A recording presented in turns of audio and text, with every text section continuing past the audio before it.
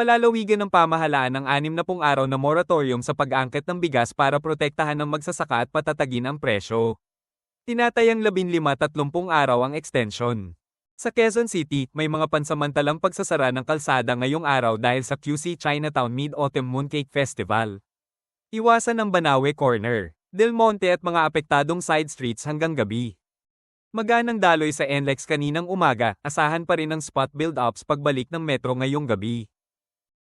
May naitalang banggaan sa C5 Bago J. Vargas southbound bandang 3:14 PM, isang linya ang naapektuhan, clearing ops ng MMDA nakadeploy.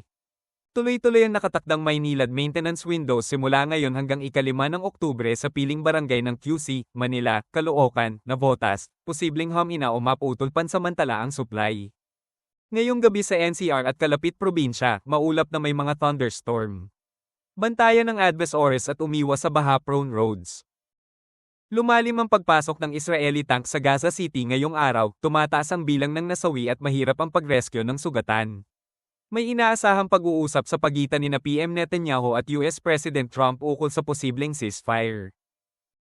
Nag-launch ang Russia ng malawakang drone at missile attack na tumama sa Kiev at iba pang rehiyon ngayong araw, ayon sa Kiev authorities. Sa East Asia, patuloy ang pagbangon ng Taiwan at Southern China matapos ang Super Typhoon Ragasa na itala ang malawak na pinsala at pagbaha, habang normal ops unti-unting ibinabalik. Sa UAAP, nagsagupa ngayong araw ang UE at UP at mamayang gabi ang Ateneo at Adamson sa seniors. Sa juniors, nanatiling walang talo ang Adamson matapos talunin ang Ateneo, habang dinamina ng UE ang UPIS.